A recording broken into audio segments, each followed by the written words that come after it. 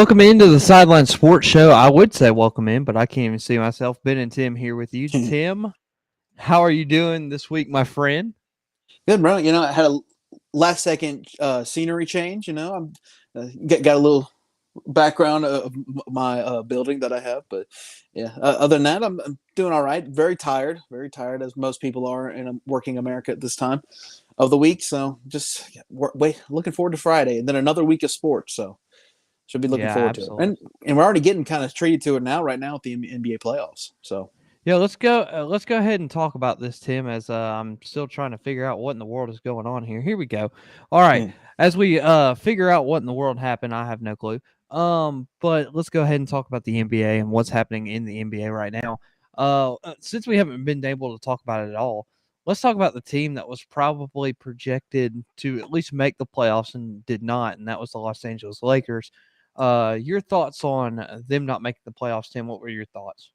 Well, anytime you have three guys on your team named LeBron James, Anthony Davis, and Russell Westbrook, you would think that team would be, really good and be up in the top half of their conference. I mean, they couldn't even make the playoffs and weren't even. I mean, they had a terrible record. The West, really and truly, the bottom of it was not very good.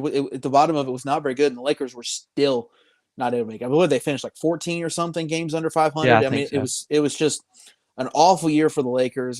LeBron's aging. I don't know what's Anthony Davis. I don't know if injuries are just slowing him down.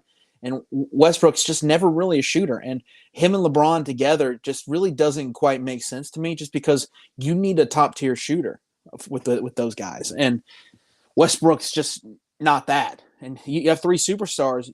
None of those three are really particularly good at shooting the ball from deep.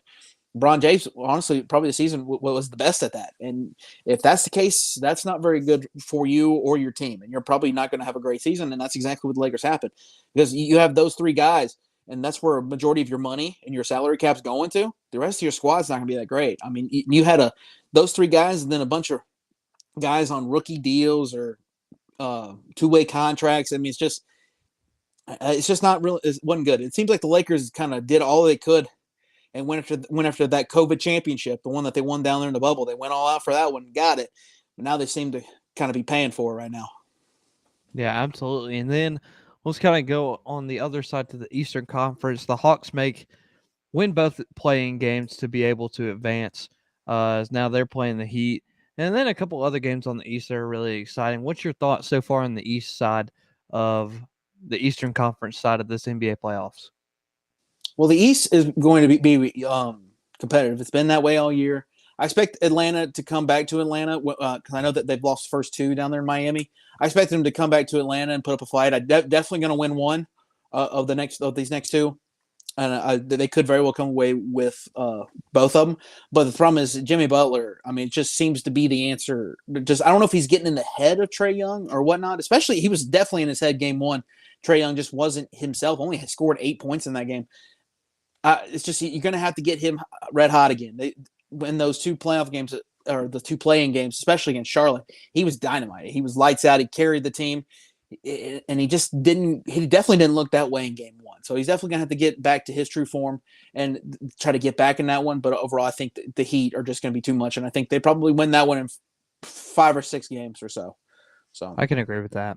As much as I am a Hawks fan, I've watched how Jimmy Butler's been able to take over this Heat team. I mean, he scored, I think it was like 43 the other night in game two. yeah. Just absolutely insane. Kyle Lowry, though, trying to draw these unnecessary fouls is a little bit ridiculous, but I mean, it is what it is. So, I mean, you can't really help it because that's just who Kyle Lowry is, unfortunately. But to look at the rest of the East, the Celtics and Nets. What's your thought? Ben Simmons may return for Game 4. Do you think that helps the Nets, or it just doesn't really factor in? Well, it definitely doesn't give you another shooter. That's for sure. Um, But I mean, it could help them. It could be a guy that's a rebounder, maybe a post presence that could dish the ball outside to KD and Kyrie Irving. I mean, they don't really need a guy to handle the ball. I mean, Kevin Durant and Kyrie Irving do enough of that. They're the ones that the offense runs through. I don't really know how much it's going to help them. I think it's going to help them to get back home. I think that when they get back home, they're definitely benefited from home court taste. So or home court, they definitely benefit from it. They definitely could have probably should have taken at least one of those games in Boston. Couldn't. So now they're going to have to take 2 games in Brooklyn. So be interesting to see if they can do it. I think they can.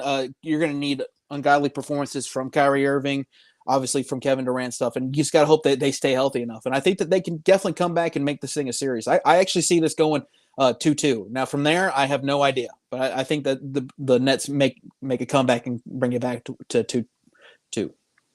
So All right, Sixers Raptors.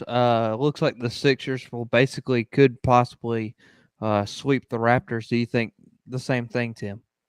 yeah, this is definitely probably this series. This is probably the highest likely series in my opinion to probably be a sweep. Probably second Yeah. could possibly be like Miami and then Atlanta, but I just think Atlanta's probably going to at least get one at home. So Toronto, I mean, then again, I don't really know what the vaccination status of a lot of those Philadelphia players because we know going back to Toronto, Canada's got very strict laws when it comes to vaccination, and you got to be up to date on your vaccinations. I don't really know when it comes to that. I think everybody on Philadelphia meets that, but you don't know. It's definitely not going to be any major players, but it could hurt some guys potentially in terms of depth. I don't really know the full status of their vaccination, so that's something maybe to keep an eye on. But ultimately, I think no matter what, I think Philadelphia's just going to be too strong in this one. So Okay. Trying to go back and look where I was. I lost it. Oh, Bulls Bucks. Do you think Milwaukee is able to win this series against a really young but very competitive Chicago Bulls team? yeah, some new signees. What's the guy's name from the Lake that came over from Lakers? Oh, Alex Caruso. Caruso. Caruso. Yeah, I just thought of it as I asked that. He's. I mean, all these additions. I mean, these guys are very young. DeRozan as well. I mean, this team is very good, and of course, the Bucks are the defending champions from a year ago. You definitely like their chances as well. I think it's very fitting that this series is currently split 1-1, just because it's I'm kind of split with it. I don't know. It could go either way. It depends on how well Chicago does at home. I expect them to hold serve in the front with they're going to win probably game 3, but I think Milwaukee's like, okay, backs against the wall here. We can't go back. We can't go back down 3-1, needing a win, because they want to probably get to that game 6 in which they force. Okay, we can end the series here, or we can go back home for game 7 and try to finish it there. You definitely don't want to fall behind where you have to win on the road. So I think that exactly what they're going to do, and I think this series ultimately could go 6 or 7 games. Okay. All right, let's go over to the West now. Let's start with the Grizzlies Timberwolves. I think this has actually been a very, very intriguing, probably one of the most intriguing series that a lot of people kind of had under the radar. Yeah. Because both teams right now they're tied 1-1 in the series. Um, Pat Beverly has really just made this Timberwolves team really, really fun to watch. We'll talk about his celebration in one of the playing games in a minute. Yes. But your thought so far on this series, and who do you think wins the series? It's 1-1, right? Yeah, If I'm not 1-1. mistaken. Yeah, I like Grizzlies. I do. Dude, Timberwolves. I mean, they've got a certain swagger about them. I like them. I mean, who'd you say it was that was on the Clippers? Now he's on the Timberwolves. What was his Pat name? Beverly. Beverly. Yeah, take the what's home. That was hilarious and stuff. And so they got that attitude. I just don't know if they're gonna have the legs enough in order to keep up in this series. John Morant's something special. This Grizzly team as a whole is special. I really like them, and I think they're going to move on. I agree with you. I think they'll move on. They may lose in the second round, depending on Possibly. who they play. It'll be really tough. But I do like the swagger, like you mentioned, that the Minnesota Timberwolves are playing with right now, and I think it will be very, very exciting to see how that ends up. Mavericks Jazz. Without right now Luka, not playing this series is tied 1-1. Do you think they could be in danger of losing in the first round without Luka? Even playing a single minute in the first round. Yeah. Oh, yeah. I mean, it's like asking the Braves to win to do anything without all their star players. I mean, it's definitely going to be tough to do it, and I think that they can.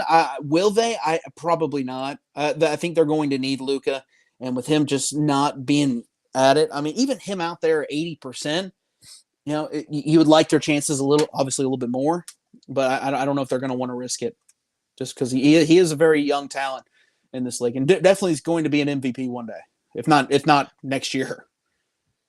All right, Warriors Nuggets. Tim, this series is 2-0 Golden State. I honestly I love Jokic, but I think Golden State could get this one done in about 5. What is your thoughts, Tim? That's possible. Jokic, one of the 3 finalists for MVP this year. It's interesting because you look at it, all the guys shooting 3-pointers. Who are the 3 finalists? They're all big men. I mean, it's kind of funny in that regard, but it hasn't really proved his worth in the series. I mean, he's done admirable, but obviously they're down 2-0 in the series. I believe they're going back to Denver, so that's something.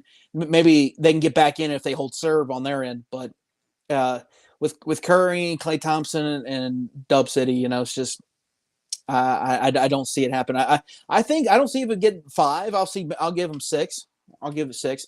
Maybe Nuggets force a game 7, possibly, but that's only going to happen if Denver comes back and win games 3 and 4. Yeah, I agree with that, but I love the way Jordan Poole is playing right now. I mean, he Yes. literally people are saying he's now the 3rd Splash Brother, and the way he's playing right now, I can agree. I can agree. Yeah, it's hard to Last disagree. I one, mean, 30 points in game 1. that was yeah, I impressive. know. Yeah, and then the last one, this has actually been a very surprising series. Suns Pelicans are tied at 1 apiece. Yeah, I'm But I surprised at think that. ultimately the Suns pull it out in my mind. But I did see this today. Devin Booker will miss 2 to 3 weeks is what I was told Yeah, I saw that due as to an well. injury. I saw that as well. So It's definitely going to be a big loss for them. Obviously, he's one of their best players. Is Chris Paul? I couldn't remember thinking he was hurt at one point. I'm assuming he's he was healthy now. hurt. Yeah, he's healthy now. Because I remember I was watching Jose Alvarado try to go in that corner again and try to steal the ball from Chris Paul the other Yeah, night. I think it was game 1 or I want to say it was game 1, but it could have been game 2. yeah, and I think as long as they have Chris Paul, I think that they'll be all right. I think they'll at least guide it through this series. Now the Pelicans, scrappy bunch. I mean, got through the play-in process, and all this without Zion Williamson too, man. I mean, who would have thought that, right? But I know. the acquisition of CJ McCollum has definitely been a very big plus for them, and the reason why they're here. If you look at this, and this just blows my mind, the Pelicans' record right now, not counting their win within the playoff, is 36-46. When you look at that record, I was just like, and you still made it in the playoffs, but they Yeah. did. Yeah. So I mean, the kudos to them. West was atrocious this year. The bottom half of Yeah, the West, whew. man. And you look at the bottom half of this West. You had these are all the teams that played in a playing game or was eliminated in the playoffs. You had Minnesota, but after that, it's just insane. New Orleans, the Clippers, the Spurs, the Lakers, the Kings, the Trailblazers, the Thunder, and the Rockets are on of that Western Conference. And I'm honestly shocked. If you asked me that the Clippers were going to lose that playing game, I would have laughed because that was a team that made a deep run into the playoffs last year as well, Yeah. and Well, really didn't do much in this one either. they definitely got hindered by the fact that Paul George tested COVID just before this play-in tournament. So that was True. something that kind of put a damper on them. Yeah, and some people say it's also the loss of Pat Beverly's defense in that game played a factor, and I mean I could somewhat agree to an extent. Um, but I don't think it was the major part. I think that Paul George incident was probably the biggest turnaround in that game. But since we're talking about Minnesota, what's your thoughts on Pat Beverly's celebration that he did out there in Minnesota? Because everybody was like, "Oh, it's just a playing game." Like this dude's acting like he won the whole thing. Like, but then there were some people that was like, hey, like this dude's just got passion, like, and if he's excited to win, like that's a good thing. So what side are you on, Tim? It's definitely a good thing. But I mean, I don't think those people realize what the Clippers did. I mean, you listen to that press conference. He basically hinted that they told him he was done. He was washed. He's injury prone. They're not going to bring him back. and he remembered that. And he took that personally. He basically looked at him and just stared him down and said, "Yeah, I remember. I remember. Don't forget, you guys told me this. I was done. I was too injury prone. And now guess what? Taking your bleep home. You're going home. I'm going to play some playoff basketball. You guys enjoyed watching me play on your couch." That's basically what that was, and I love it. That's emotion.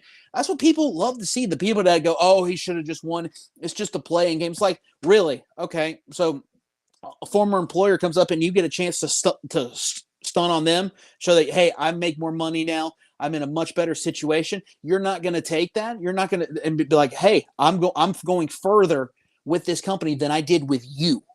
Okay, and you said I couldn't take you there. Well, I took this team there that was not supposed to, and we made a run and we knocked you back. At the time, it put them in the playoff game for the 8th spot, which they got knocked out of. But I love it. I mean, that's awesome. I mean, you can't tell me that guys wouldn't get a little emotional and get angered, guys. I mean, now to be fair, those guys on that sideline, I don't know how they treated Patrick Beverley. But I definitely felt it when he looked over at Steve Ballmer, the CEO and owner of the Clippers. That one, I was like, yeah, I feel that one. Now, your teammates, I don't know how they treated you. I feel like that may have been a little below the belt because they didn't decide to ship you off. At least unless they had a say in it, which I don't think they would. But you never know. But I don't know about that reaction. But the just yelling out and go, yeah, take your bleeps home. Take your bleeps home. We're gonna go play some basketball. I love it. It's pure. It's raw emotion. It's good stuff. And I think it's quite frankly, I hate he got fined. I think it was stupid, and I think it was ridiculous. I mean, it's like, hey, that's what you want. You get people talking about it.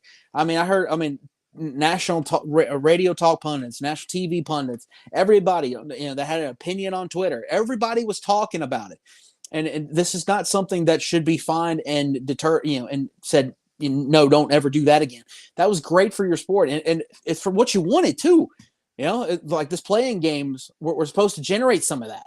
I don't understand why you fine the guy. I mean, it doesn't really make sense to me. I guess he broke some rule, but to me, it's like, that's what you want. To be honest with you, that's what I love. I mean, Ben, how would you, you probably be more graceful, but how would you react if the company basically put you aside, say, yeah, we're not gonna be, we don't see you in our future, and then you basically make more money, and then you see those guys later on, and you go, hey, wow, I'm in a much better situation.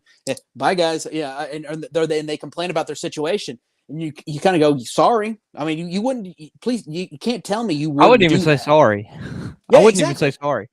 Like, yeah. My thing was I thought of it like this. I was like, man, you go back to those high school days, and you just made the state playoffs. Like, you were excited. Like, you were like astounded that you and your high school teams and the things that you worked hard for all season long pays off to where you can have a chance to win a championship. It gives you a chance to do that. That's what I saw in Patrick Beverley, like that in that same moment. And a lot of people were like, "Oh, well, it's just a playing game. Like, it's not that big of a deal." It was that big of a deal for me when I made it to the state playoffs in any sport in high school. Like, I was just like, "Let's go! Like, take your butts home. Like, get out of here.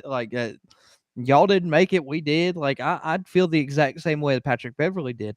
So I understand completely how he felt in that moment because I mean, you go back like, and any athlete should know this. If you go back in your high school or maybe even college days, when you made the playoffs, like it's a big deal. Like it's one of the goals that you have from the very first moment you step on to tryouts or your first practice of the year or whatever. That's a goal that you set out to reach. And that was a goal that they set out to reach and they did it. So I don't understand what the big deal was of it. Oh man, it's just a playing game. Like, no, it's like you make it into the playoffs. Like, it's a big deal. So, but you did mention him getting fined, and there was another NBA player that got fined $50,000 for doing some gestures, Tim, and that was old flat earther Kyrie Irving. Yeah, he was just letting them know. He's like, "Hey, you guys are number one in my heart." If you don't know what we're talking about, you can go look up the video. But and you just gave him a 2-for-1 special, pretty much. And the fans were not saying some good things to old Kyrie. And he used to play there on the old stomping grounds there in TD Garden, and a lot of people just did not enjoy that. So they said some words to him and booed him, and you know, next thing you know, he just gave him a 2-for-1 special, as Tim would put it, and gets fined $50,000 for that gesture. So Tim, I messaged you this week and I said, I honestly kind of have a different opinion about it now that I look back at it. Mhm. Um, my view on it is this, like, and I told this to Tim. I said, like, what happens to those fans that say that? Like, because if there's a guy that's over here getting fined $50,000 for saying the same exact thing that these fans are saying. Why don't we kick fans out of games or tell fans? Well, I think that's obviously like one of the biggest things in high school sports. Like, hey, you can't say anything like to athletes or anything like that, or else he'll be ejected from the event. I've never seen that in a college sport or even a pro sport, where that rule's been made. And I've seen some fans like get ejected for like, saying some stuff. I remember the other night, I don't remember who it was. It was in the NBA, and the one fan it was at the Atlanta Hawks game, I'm pretty sure. One of the fans said something to one of the players, and he chunked his mouthpiece at Oh, are you the talking about fan Bridges and missed. from Charlotte? Yeah. Yeah. Yep, yep. It was the Charlotte Hawks game. So, stuff like that.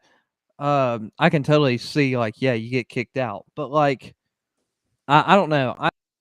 Like, if somebody said that to me too, like, respond the same way. So, do you think it was right or wrong for the fine of $50,000, or is it just kind of like a thing? Hey, just let it go. I mean, I think it was like, hey, this is punishment fits the crime type deal. 50K, because like you said, like my opinion, you can't do that. Now, those fans forking out hundreds of dollars for a ticket, Kyrie's getting paid millions of dollars just to play in that game. There's an expectation there. It's like, hey, don't respond to the fans. Yes, can they say some awful things? Yes. I mean, there's not one person on this earth that hasn't heard a bunch of nasty things said right in their face. Sure. I mean, we've heard some stuff.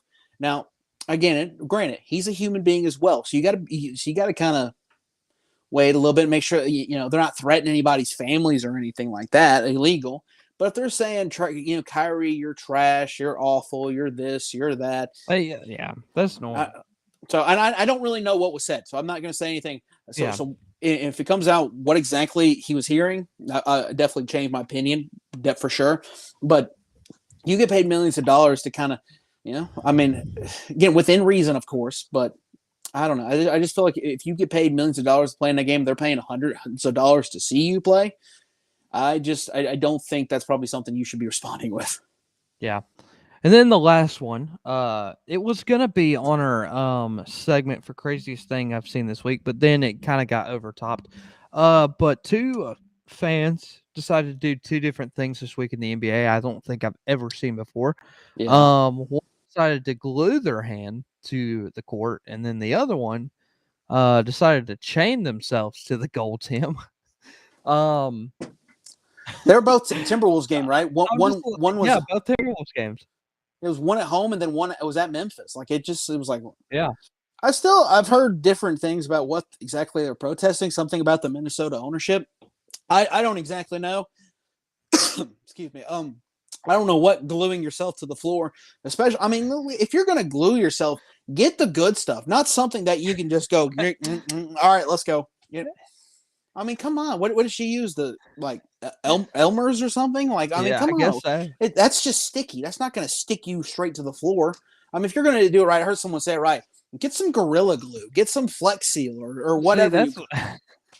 that's what I thought too. I'm like, if you're gonna stick your hand on the floor, why are you gonna use it? Looked honestly, the way it looked like the little Elmer's glue that comes in the little bottle, like the little circle bottles that they give you in kindergarten. It's like, Yeah. oh yeah, you can put this on the back of the colored paper or whatever.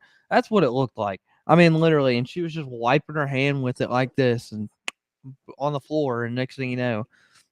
Which I mean, they I didn't mean, even do nothing to get it up. I mean, they just were like, "Come on, like we know you're faking. Like, just get up. Like, like it's not this that is big of a the deal." stupidest thing we've ever seen. Get up.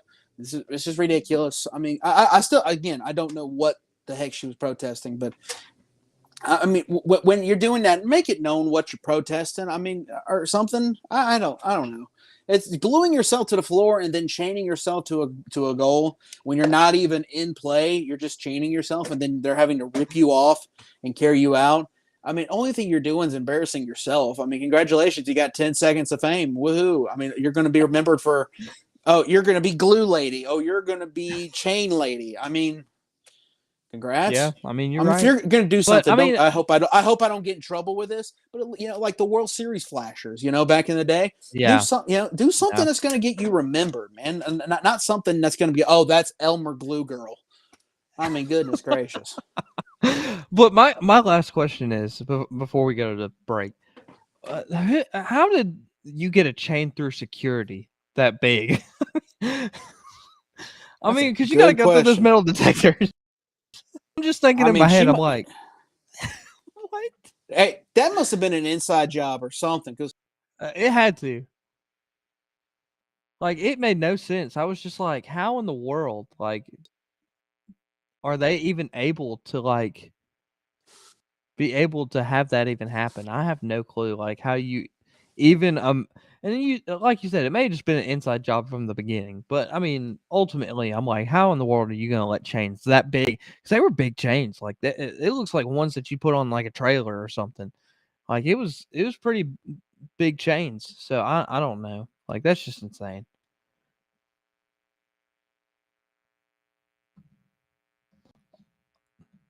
Okay. All right. Well, we're going to take a break. When we come back, hopefully Tim will be able to hear us and his audio. So don't go anywhere. We will be right back, and we will be talking about some MLB action because it is in full swing. We'll be right back.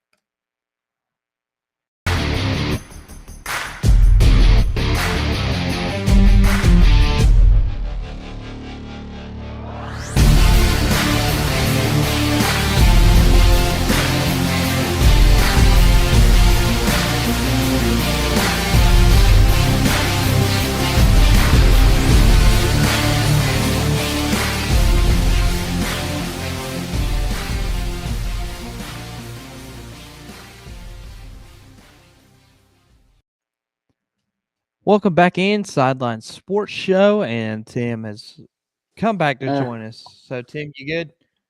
yeah, if I can fuck that. All right, Awesome. this will be due. All right, Tim. Okay. We're about to talk about the MLB, and I thought I'd bring something on the show that I greatly received. And Tim, I don't know about you, but this is unbelievable. I mean, okay, so it's not real; it's a replica, but I mean the detail that went into the Atlanta Braves World Series rings are absolutely insane. I mean, like this one, it's a replica, so it doesn't open up. But I like the key features on the outside. They get, and I'm going to bring it up close. So they brought the Jock Peterson pearl into this Joker, like they cemented it into it. When you look at the real one, it actually opens up and it has the Brave Stadium. Really well done. But you can talk all the talk about the World Series rings and stuff like that, but they've been kind of off to a flat start, Tim. Pitching has probably been one of the biggest problems. And then another problem that was the problem exactly the same point last year is the outfield. So, Tim, going back to that, what do you think the Braves have to do in order to try to make another run for a World Series? Well, it looks like you're definitely going to have to add maybe another starting arm. They made a trade. They finally got rid of Sean Newcomb, who it's just time for him to go. I mean, he was just not working out whatsoever. Um, so they made trade with Jesse Chavez, getting him back from the Cubs. So hopefully that'll be a big addition to the bullpen. Again, Newcomb has only been the only lone, really truly just rough spot in the bullpen thus far. So getting rid of him, I think that was good. Bringing a guy that basically is going to take over Newcomb's role, a guy that say the starter doesn't last as long as you want, so he'll come in and he'll get the game to the sixth inning, sometimes maybe the fifth inning. I think it'll be good, and definitely, of course, the obvious glaring problem: you got to have Ronald Acuna back, and Yeah. he's in AAA going out right now rehabbing. He had a double the other night, looks good. Hopefully get him back, get him in that DH spot for about a month or so, and then get him back out there in the outfield and put Marcell Ozuna at that DH spot because we know he can be a liability out there sometimes on the outfield. But Morton and Fried getting them rolling, getting them consistent.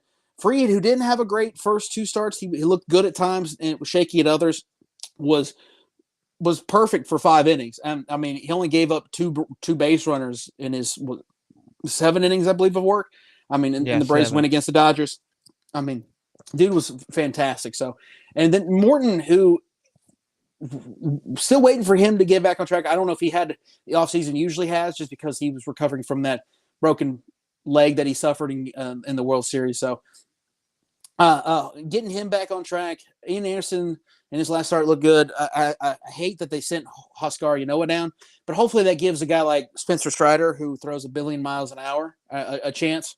So I'm hoping, man. But they're definitely gonna have to turn around. I think the bats are gonna wake up eventually. The problem is the bats seem to all wake up at once in one game. They don't ever spread it out. They just kind of unload it in one game, and then the other 2 games they're kind of quiet. Especially like a get out of town game, like your afternoon, like 12:30 start. They seem to struggle with those. I don't know what if it's just getting up early or whatnot. They've struggled with those so far. But again, we're only we just entered the teams in terms of games played. So still a lot more to go. Gonna get Acuna back hopefully at the end of this month, which could get him back within the next week or so. So hopefully get him back soon. Just get everybody healthy, get everybody hot, and then let's roll. Yeah, I think you mentioned one good thing is because I was going to mention it too. Spencer Strider. I mean, the dude. We went to the Braves game to get the replica rings or whatever, and he got to come in when Enoa first pitched and had that first rough outing, and then had another rough outing against the Dodgers for him to get sent down. But when I watched him in that first game, I think who was it against? The Nationals. Game 1 against the Nationals. I think he went. I want to say he went 4 or 5 innings, and he was just lights out. I don't even think he gave up a single run. And I may have to go back and look at that. But the thing with him is, I think he can become an elite starter if he wants to. And the thing is I think this is a perfect opportunity for him now, because you look back, a lot of these starting pitchers haven't worked. You've seen it. They brought up Tukey the other day, but sent him right back down today. Huascar Noah just hadn't really worked out in his 2 starts versus the Braves. You saw Sean Newcomb try to be a long reliever. He was a starting pitcher at one point, and just hadn't worked out for him either. So a lot of these young arms right now are not living up to the expectations that the Braves thought they would. And so now it's giving a guy like Spencer Strider to come in and be like, hey, like I can take over this position if you need me to. But the good thing, I think he feels very, very comfortable right now being the long reliever. And it's a good thing that he is because, like you said, I mean, he's been lights out. But our buddy Bryce Coon came in and said this: it's taken Kyle Wright a few years to work it out. That's why it's a stockpile, a ton of arms. And I mean, yeah, that's true. I mean, it took Kyle Wright like 5-6 years before he was even able to even play in a Major League Baseball game. Yeah. Because he was down in the minors in the Brave system forever. So I mean, that's probably what's going to happen with a lot of these young arms right now. But for Spencer to come up this quickly is really just kind of rare, because I think he got drafted in 2020. You're a Clemson guy, Tim, so Yeah. I think you could quote me on that. Yeah, So he was I part of think that 2020 class. He was coming off Tommy John surgery that year. yeah, and that's been the crazy part. So I think for him to develop as quickly as he has benefited the Braves more than anybody else, because I don't even think he was a top 50 prospect maybe a year ago. I don't even think he was in. I think I think he was right shy of 50. I think he was like 53, 54 top prospect. So I mean, he came up quicker than anybody I can remember in any organization. Yeah, absolutely, and yeah, get him going. Like 100-mile-an-hour fastball, and like to the point of Kyle Wright, man. Yet we didn't know what we were going to get from him. Early in the year, he struggled. He got sent back down, and he stayed there for a long time, up until the World Series, in fact. And we kept saying, "Oh, he's doing really well in Gwinnett." And it's like, okay, well, it's like, yeah, but he can't do it up here. Well, he finally gets the call, and a much needed World Series start for him. had to get a certain amount of innings from him. He looked really good, and he's carried that over so far. So I mean, he's looked really good thus far to this point. So hopefully he can keep that going. And definitely, I want to see Spencer Strider kind of fill that spot that Huascar Noah, who hasn't been the same since he punched that bench up there in Milwaukee last year. It just hasn't been the same. I get, frustration. It sets in sometimes, but sometimes you pay a price for it. So, but hopefully he'll get right, and he may be another Kyle Wright. He'll stay down there for a while, figure things out, pitch the majority of the season down there, and then maybe come back late in the year and be a postseason addition if he can get right. So then, well, again, a long way to go. Don't panic yet. A little bit of a rougher schedule with Reds team who can hit. Unfortunately, ever since Atlanta, they can't seem to win, but they can hit. That's true. And the Braves are going to be fine. Matt Olson's going to be hitting. Ozuna's going to be hitting. They're going to be hitting a ton of home runs eventually. Just give them time. They'll be all right. And they're definitely going to be lethal when Ronald Acuna gets back. And Dansby's got to get going as well. So yeah, him and Eddie Rosario got to get it going if they want to. I think they're both in kind of a bad spot right now because Dansby Swanson is looking for a contract extension at the end of the year, or a new contract, excuse me. And Eddie Rosario just signed, I think it was a 2 or maybe even 3-year deal with the Braves to keep him on the roster. So they both got to get it going if they want that success to continue. I do want to mention some teams that have kind of surprised me from the get-go, Tim. My first one, and I have a quote for this afterwards, is the New York Mets, Tim. 10-4 right now as they started off, but it's like a fan said on TikTok the other day, Tim. They're great until you get to after the All-Star break, and then they just choke. And that's been the common thing with them for the last couple of years, for sure. Yeah. So, I mean, look, you can say they're doing great now, but just wait until after the All-Star break, and that may all change. I want to say this, Washington Nationals, because honestly, we all predicted them to kind of finish last in the division, and they've got off to the same start as the Braves had, 6-8 overall, which honestly, to begin the season isn't awful, but it's not the best either. And I think a lot can say about the Braves as well. So I think they got off to a hot start as well. And then unfortunately, the Dodgers, they've gotten off to an 8-3, or excuse me, 9-3 start. But another team that really, I think we put down at the bottom in our predictions, Tim, the Colorado Rockies, right now 8-4, as they've got off to a hot start.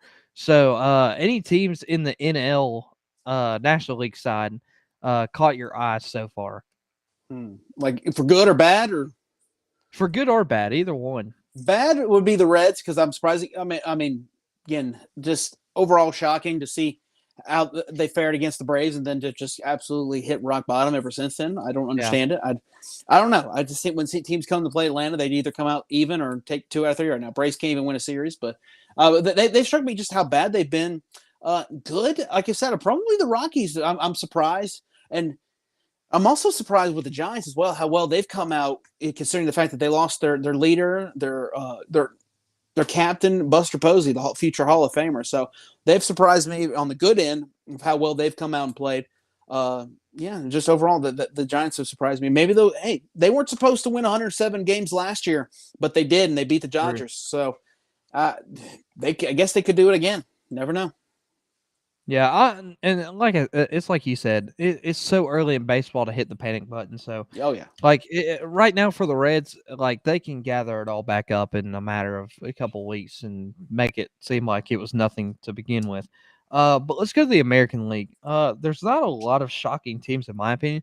I think the Angels right now in first place, and then the Oakland A's right there, not even a half game back, blows my mind. It really does. Especially when they had 3,000 people there the other night in that massive ballpark they have, the Coliseum. I mean, it's crazy. And it's, I guess Moneyball really does work, but fans are just like, you're selling all our players. Why are we going to come to the games?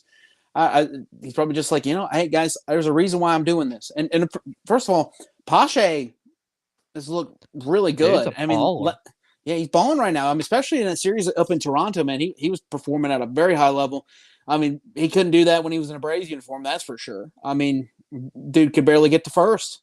It felt like, but he's always good defensively. Just hitting wise, he was atrocious. But he's picked it up early on thus far in the year, and then Shane Langoliers, of course. I mean, just you look back and go, man, what if Freddie would have just signed with the Braves? We could have kept Langoliers. We could have kept Pache, and he'd be doing what he's doing right now. But ultimately, can't live in the past anymore. But you just can't help but wonder. That may be what would have put the Braves behind. True. You look in the Central, the Cleveland Guardians lead, and then the White Sox are a game back. Honestly, if you want me to be honest, I think Cleveland was like second to last on our list, Tim, when we went through the predictions for each division. So for them to kind of be up top with a 7-5 record isn't half that bad. But I mean, then again, they're gonna fall. Yeah, I think they'll fall. They'll meet their end at some point. And then we're gonna watch both East divisions on both sides. But Toronto, New York, Tampa Bay, and Boston all separated within 2 games of each other. Toronto leads the division right now, 8 wins and 5 losses on the year. But it's like we said, we predicted them to probably come out of the East as the winners. Do you think that holds out? Yeah, potentially. Yankees haven't really shown me anything, and Red Sox, they haven't either. So I always got to watch out for the wild card of the Rays. I mean, those guys can come out of left field. They could win the division. They can also finish middle of the pack. You just never know with those guys. Yeah, absolutely. All right, Tim. Before we go, oh no, I don't know what happened. Well, we're gonna wait until Tim comes back, and there he goes. I don't know what happened to you, Tim. Okay, I was just wondering, did it just bump me out? I'm like, okay, I didn't do it that time. Clue. All right, so here's what we're gonna do, Tim. Tim, I want to show you the craziest thing that has happened this week. But before we do, we want to shout out our great friends over at Section 103. Make sure to go visit their website, section103.com.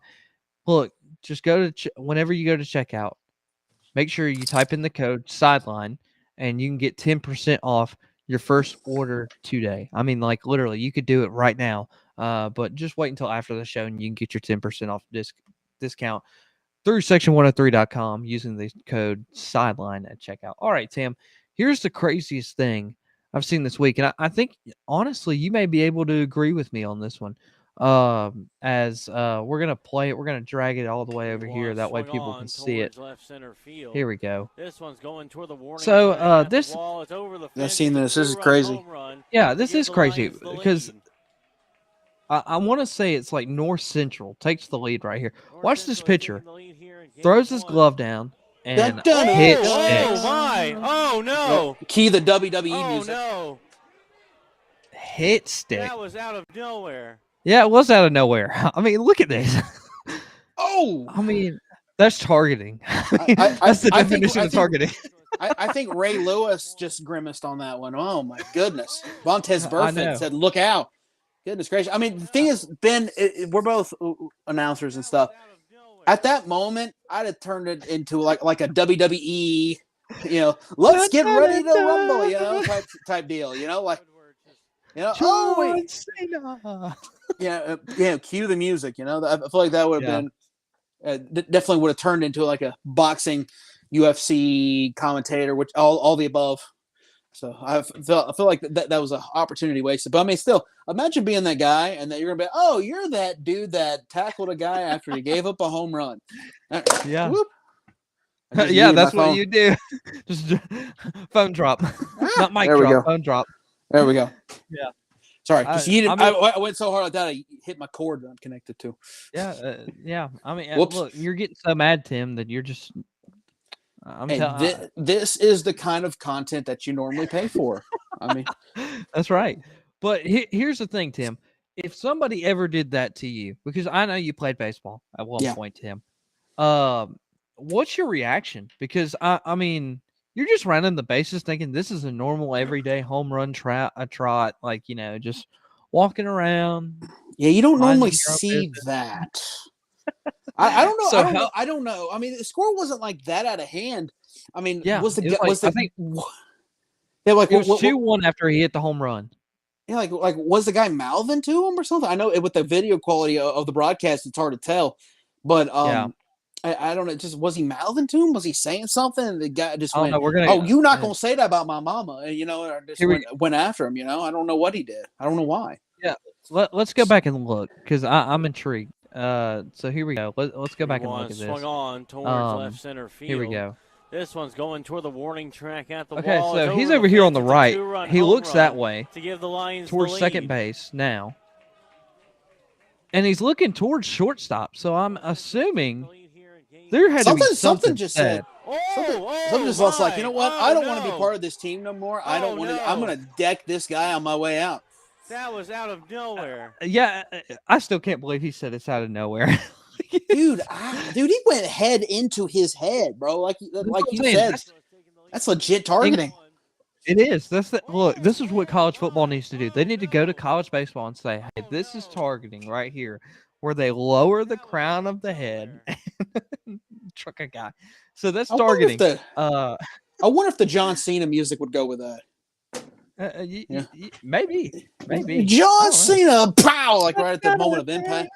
I feel like that. Yeah. I wonder if the Titanic music would go with it too. That'd be. Oh man, now we're just getting to it. I'm just telling you. All right, ideas that you may or may not see on TikTok. You never know. That's true. And I think it'd be interesting to get this dude's take on how he felt afterwards, because there wasn't really that big of a fight that happened afterwards. It was just kind of everybody was just like, "Oh, just back up, like it's no big deal," and I'm just like, "Nah, we swinging." Yeah, like for real. Like I mean, dude, you see that in the major leagues, man. Everybody's getting ejected. I mean, everybody's fighting. Everybody. I mean, there's a big old scuffle. I mean, that's something you just don't do. And again, the guy lost is cool. And again, I don't know what was said to him around the bases, and he probably just had enough. And he's like, you know what, that guy. Hey, maybe that guy's. I don't want to say anything, but maybe that guy slept with his girl. I don't know. Maybe there was just something that he's like, you know what, you just homered off me, and you got my girl. I'm not letting you get away with that. And he's like, I'm not going to let you touch home plate. I don't know. Man. I'm speculating here, but it's possible. I mean, you're not wrong, Tim. You're not wrong. So I mean, there's an enormous amount of possibilities we can look at here for why he did what he did. That's true. But all of them are probably wrong. So. Probably. Yes. All right. Well, that's going to do it for today's episode. Tim, you got any final thoughts as we head out for this lovely NBA playoff weekend? A little bit more baseball. Get some MLS action here and there. The U.S. Open Cup is kind of kicking off for everybody. Greenville triumph. Yeah, I was about to say, Greenville almost took down Charlotte last night in extra time. Unfortunately, Charlotte came away with that one. But Greenville fought hard. Jake Keegan had a beautiful strike for the triumph. And I may actually be going to their game Saturday. I'm still waiting to get 100% confirmation on that, but we shall see. So, yeah. Well, I mean, it was a great game, like you mentioned. I mean, it was closer than I expected because Atlanta United dominated Chattanooga FC. I think the final was like 6-0. So yeah, it wasn't pretty at all. So at least y'all's was closer. So. True. I mean, that's a good thing. So hopefully the Hawks get a win in this series and hopefully win the series against the Miami Heat. But that's another who we'll see. So other than that is all for episode number 31. And if you were like, what in the world kind of video were they watching? You got to come over here and check us out on Thursday nights right here live as we go live at 6:15 every single Thursday. You can come check it out on the video, or you can head over to YouTube or any of our social media platforms, Facebook, Instagram, Twitter, TikTok, YouTube, Sideline Sports Show. Unless you want to go to Twitter, it's Sideline SP Show, and you can catch it all right there on any of those social media platforms. You can go back and watch the video replay on YouTube, Facebook, or Twitter.